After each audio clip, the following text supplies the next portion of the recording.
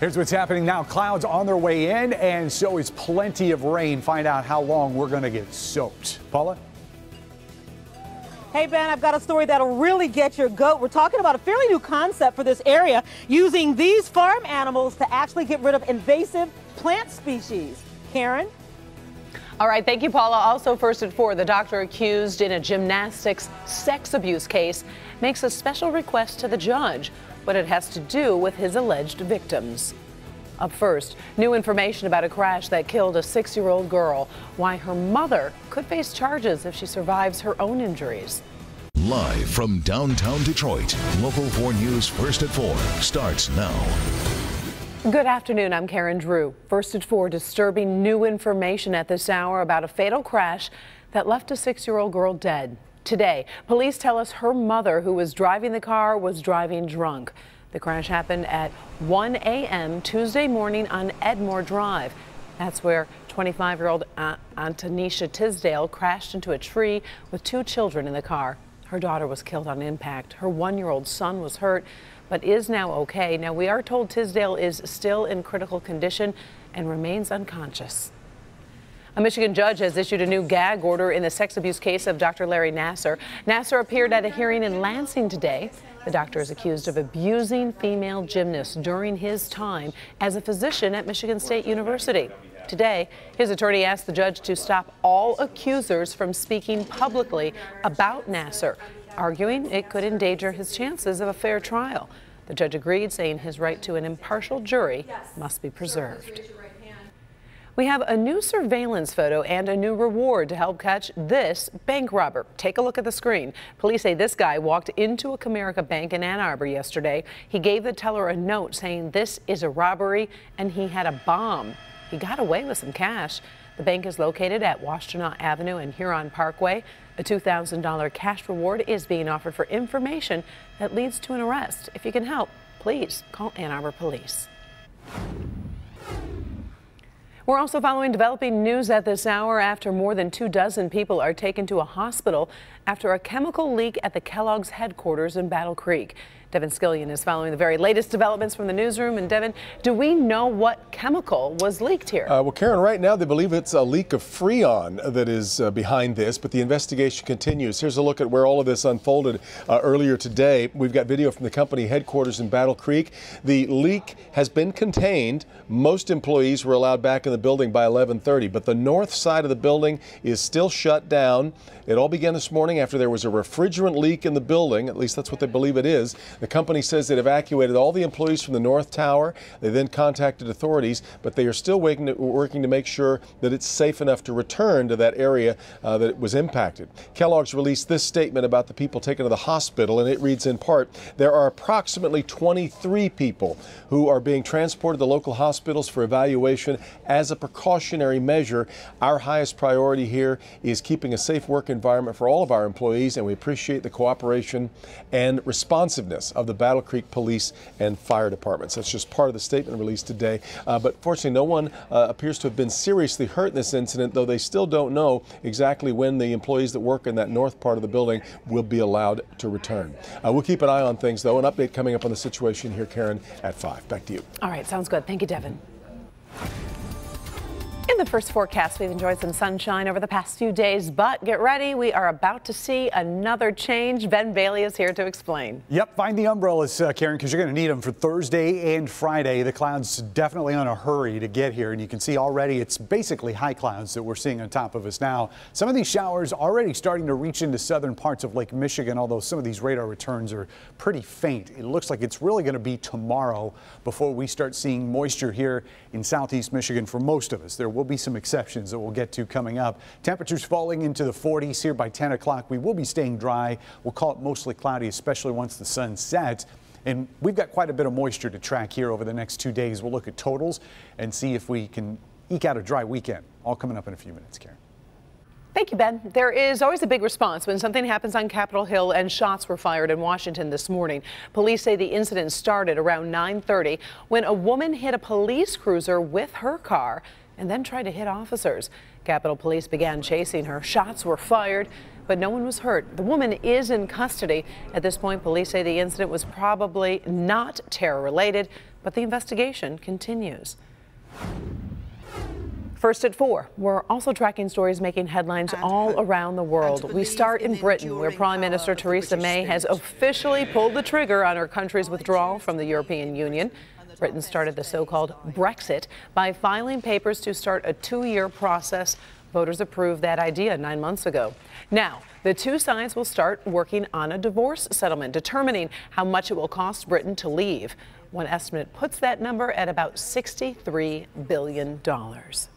Here in the United States, a picture on Facebook is fanning the flames on the immigration debate. A student at Arizona State University posted a photo of herself holding up her tax forms. The native Argentinian is undocumented, but wanted to show undocumented immigrants do pay taxes. However, the photo is causing a big backlash, with some people promising to have her deported. She wants to be an attorney, but says she can't focus on long-term plans because her future is so uncertain. In New York, a mysterious hazmat situation is under investigation at LaGuardia International Airport. 3 TSA workers are recovering from minor injuries. A checkpoint in Terminal B was closed for a short time after the officials found an unknown substance in a carry-on bag. The Port Authority says the substance was actually some kind of food item or spice, and normal operations resumed. It's no secret, goats are known to have pretty hearty appetites, and they'll try to gobble down really anything they can. Today, we find local goats being drafted into the war against some hard-to-kill invasive plants. Our Paula Tutman is live in Pontiac to show us this new goat army, I guess you could call it, right, Paula? Yeah, you know what? You could call it that. And actually, the old wives' tale is not true. Goats don't eat absolutely everything. They don't eat tin cans. They don't eat license plates. But they eat lots and lots of plants, including those that are real nuisances to most of us. The goats are the working force behind City Girls Farm in Pontiac. But their job description will change drastically in the coming weeks. Their teeth and their appetite will be put to work on the Polly Ann Trail in Oxford, eating nuisance, invasive, and even poisonous vegetation before it takes a warm weather hold. Phragmites, buckthorn, autumn olive, bittersweet, they'll eat all of that. Buckthorn has been a huge problem on the trail. They're called buckthorn because they have these huge spikes on them. Goats don't care. The goats will eat them. Bittersweet vine has been choking trees and killing them. See how it wraps around and it actually grows into the tree, and it will eventually kill this tree. Phragmite is the enemy of anyone and everything near water. Messing up our water system, it inhibits animals from coming on shore to have nests, ducks, and that sort of thing. Chemical sprays are poison to the environment. Oftentimes, traditional burns accidentally reseed these nuisance species. But goats won't. Goats have 4 stomachs that all do 4 different things. So when they chew their cud, they're grinding up the seeds, which reduces the chance of regermination of the invasive species. Even the DNR is excitedly watching this beta test closely. It's a new, innovative concept, and we're glad that, to partner with the Polly Ann Trail to try to create something new. Their hooves are designed in a certain way that they can crush the rhizomes. They can crush a lot of those vines. And so they can't feed and grow. So exactly. Basically, if you re-goat and re-goat and re-goat, exactly, then you eventually kill these invasive Correct. species. Correct. If it works, goatscaping could be employed in parks and on paths throughout the Tri-County area. And the DNR does have small grant programs that, if this is shown to be a successful program, next year they can apply for our small grant programs and partner with us to, kind of continue it and make it a little bigger and a little bigger. You know what? This really is very innovative. You might say, okay, how come they didn't think of this before? Well, people have. They do this in the West Coast. They've also done this very successfully in Europe, Karen, but this is really the first time it's being done in the Midwest. And listen, for people who live on shallow lakes and they've lost their view because of the Phragmite, now is the time to call in these kinds of goats for hire, because they can eat away those plants. They won't go in the water, but they can eat away the plants, at least at the soil line, so that they don't come back this summer. And once you get a hold on it, then you can start to beat it. And don't eat my boot. Karen? All right, thank you, Paula. Very innovative idea. We appreciate it. Still ahead, first at 4, are you tired of politicians not doing what you want? There are some new ways to make your voice heard, and it's pretty easy. Also, fill this one under something no one should try at home. The story behind this viral video coming up.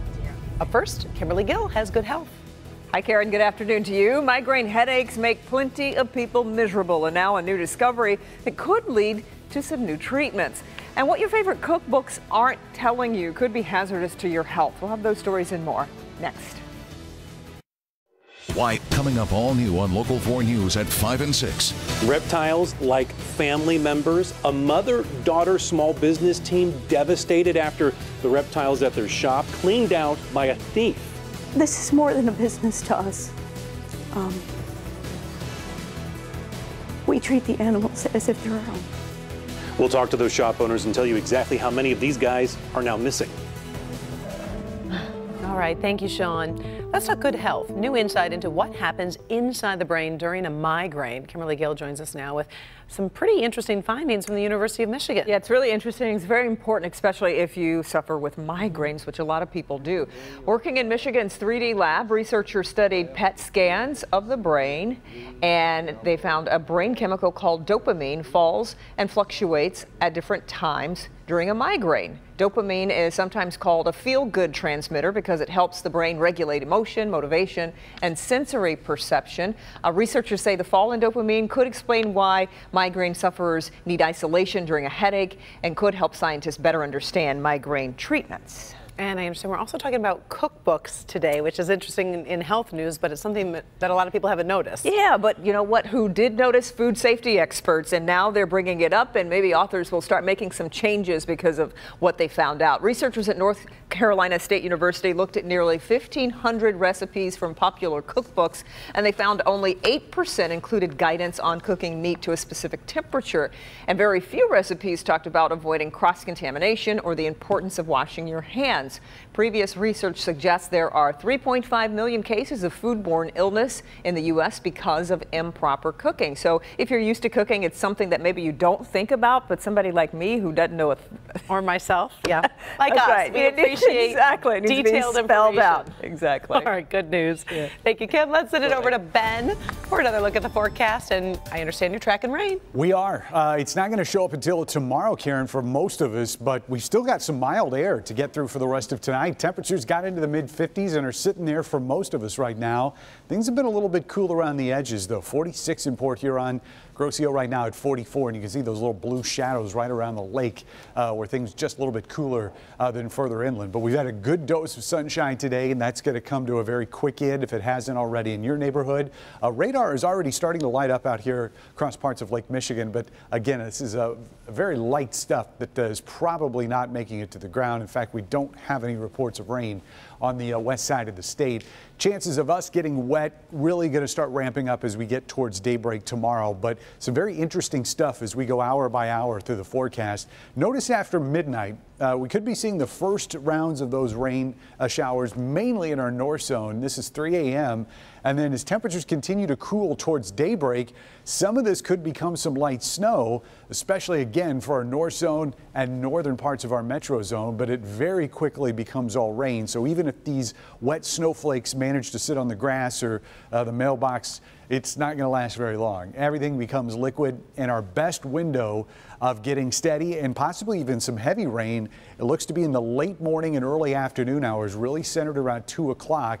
And then things start to dry out as we get towards the end of the afternoon commute. This is 7 p.m. Still a lot of showers activity, at least in our north zone. But a lot of us get a little bit of a break Thursday night until we get into Friday morning. And then as that low tracks up very close to us, that's going to bring the rain chances back for Friday. And it looks like they'll stick around at least for the majority of the day. Maybe not quite as steady as what we saw on Thursday, but still could be getting wet in the afternoon hours on Friday. Looking at lows tonight with the clouds around, we're not going to be quite as cold. Temperatures only dropping to around 40 in the city. South zone low temperatures tonight anywhere from 40 at Onstead to 39 in Blissfield. Luna Pier will be at 38. Not going to see a whole lot of difference in these numbers with the clouds around. Generally upper 30s out here in our west zone. And north zone lows tonight anywhere between 36 in Oxford, 35 in Sandusky, and a little bit warmer out towards Lake Huron, which will see those lows in the upper 30s. So temperatures are relatively steady tomorrow, and other than a couple of those flakes in our north zone, most of what we're going to see tomorrow is going to be in the form of wet weather. Some sneaky mild air comes in with those rain chances on Fridays. That low gets close to us. We'll get to 60 as those showers move in. Does look like a dry weekend. Then we get wet again as we get into Monday and Tuesday of next week, Karen. All right, thank you, Ben. Let's talk trending stories. We will show you the movie trailer that a lot of your friends will be talking about, so get ready for a pretty good scare. Up first, scary video on a California highway. As far as we know, this guy is okay, but he could be in trouble with the law. First, we do have a programming note about our special Live in the D after hours. We are highlighting the best food, hot spots, and music all over the city, including a visit from one of Motown's Four Tops. That's Thursday night at 8. We'll be right back. We are back with this video that is going viral right now. Some people have called it highway surfing, but it is not something anyone should try. Take a look at this guy. Actually, I should say a woman. A California woman noticed this guy hanging on the side of a speeding pickup truck. She posted the video to a local chat group. The California Highway Patrol says not only is this incredibly dangerous, the person could face citations for no seatbelt and not being properly seated in a moving vehicle. Not to mention the skirt clashed with the Jeep thing. It was a bad outfit for highway surfing. I agree. A lot of liquid courage going on there. Totally. Here's another trending story, some new ways for you to tell your senators or perhaps your members of Congress how you feel. Facebook has a town hall link, and it's going to help you follow lawmakers in your area, and you can send them messages. Then there is this app called Stance. You can record a message, and the app will deliver that recording at night when the phone lines are open. That way you don't get stuck on hold. One warning though, your messages are not private. Stance publishes every recording on their site. Also your contact information and all that good stuff, so be careful if you're going to go that route. We're talking about clowns, and if you're really scared of clowns or horror movies in general, prepare yourself for what you're about to see. Stephen King's It is coming to the big screen. A new trailer was just released today, and it's become one of the most popular videos at clickondetroit.com.